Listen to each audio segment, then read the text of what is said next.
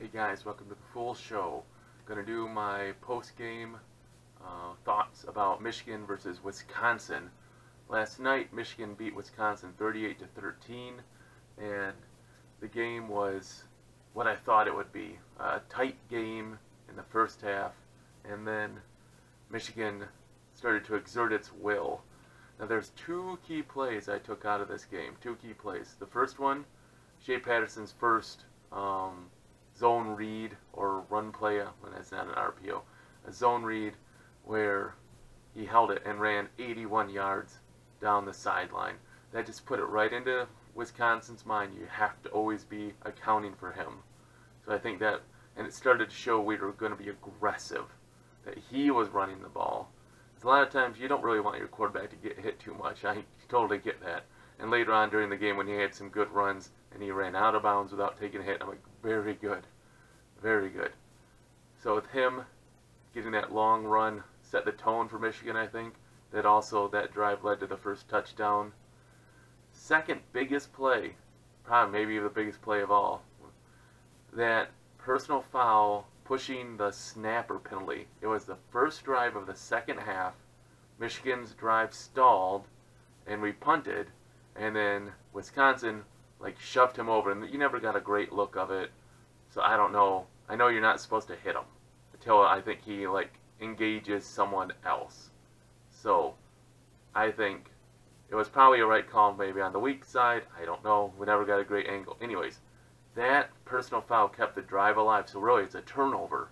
Wisconsin really turned the ball right over to Michigan. At basically, we got the ball at I think the 40 or 45, and we just drove down and got the second touchdown of the game. Again, Patterson running there. The video said it was a zone read that time as well.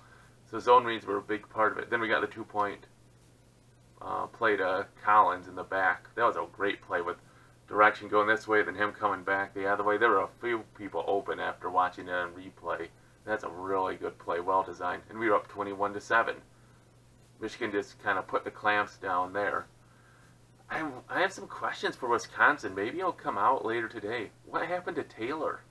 The first half, he was running great. Michigan was limiting him. He only had one big run of probably 20-ish yards. But most runs, me and my brother were happy if we were holding him to 2 or 3 yards.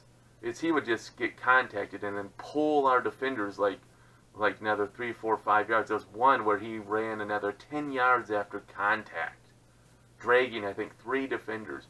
What happened to him? He had, I think I had it down here, he had 79 yards in the first half, and he finished with 101 on, I think, 17 carries. It's 5.9 yards per carry. It seemed like Wisconsin was just running the ball, and then they would just get kind of cute and decide to throw on 3rd and 1 or 3rd and 2, and all of a sudden we get a sack. A sack here, a sack there. We only had 2 sacks, but those came in the first quarter, early part of the game, and that really kind of set the tone with Hornibrook. He did not look comfortable, even though we weren't getting sacks. Only finished with 2. We were getting pushed into him. We were getting to him, and you could see his footwork started to go away. He looked uneasy. In fact, he started 3 for 3 passing and finished 7. I think he had 7 passes at the end of the game for completions. He missed the next 12 passes. He was 3 for 15 before that final meaningless drive at the end where they put up 75 yards of passing. Besides that, he had 25 yards of passing in the first basically 3 3/4 of the game. That's just crazy. So, big plays. Patterson's run, that Chesterman, or Cheeseman, personal foul on the snapper. So turnover turned it into 8 points right there. The defense played really well. I mean, they had the mentality of the bend but don't break kind of, and especially in the second half, you saw Michigan just started exerting its will. The second half adjustments Michigan makes is just outstanding. I really wish I could get some video footage and try to figure out what they really did. But listen to the second half here. Wisconsin, 16 yards punt, 49 yards punt, 3 yards with a pick 6.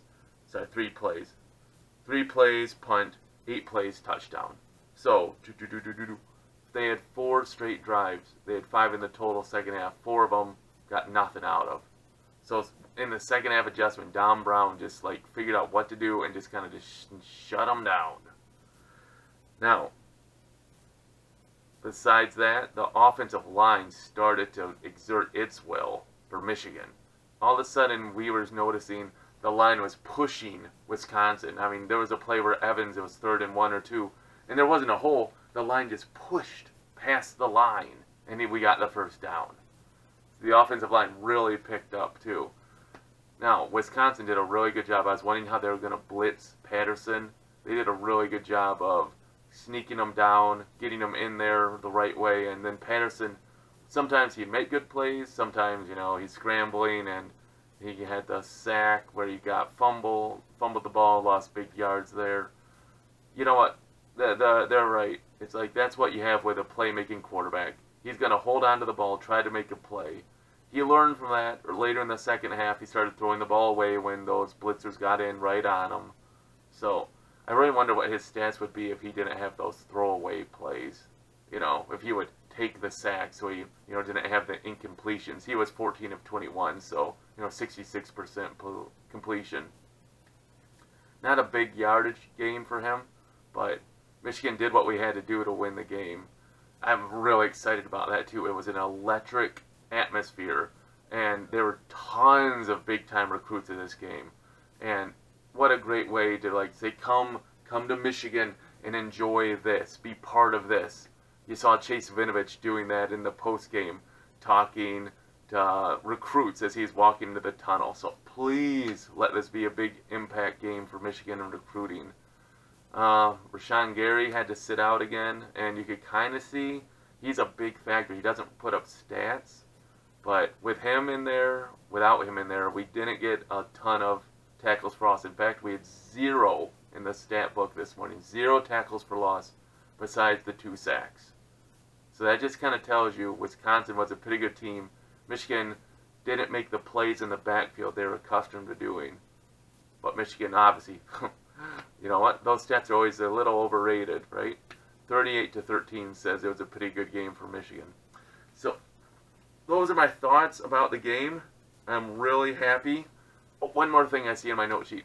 Michigan, 120th out of 129 in penalties. We only had 1 penalty for the game. 1. You know which one it was? Can you remember? It was after the pick 6. There was Devin Bush. I think it was Hudson. And in the replay, I saw Vinovich. He took off his helmet too, so Michigan could have got like 3 or at least 3 of those. They took off their helmets to celebrate the pick 6 all by the student section there. So like, that's the time to get a personal foul right there, where it's like, woohoo, doesn't matter anything anyways. So those are my foolish thoughts. So, great win, but it doesn't get any easier. Next week, heading to East Lansing to play Michigan State. You can never know what Michigan State's going to do. 2 weeks ago, they play a total dud game and lose to Northwestern. Last week, yesterday, their season's really on the line. They go into Happy Valley and basically just stun Penn State.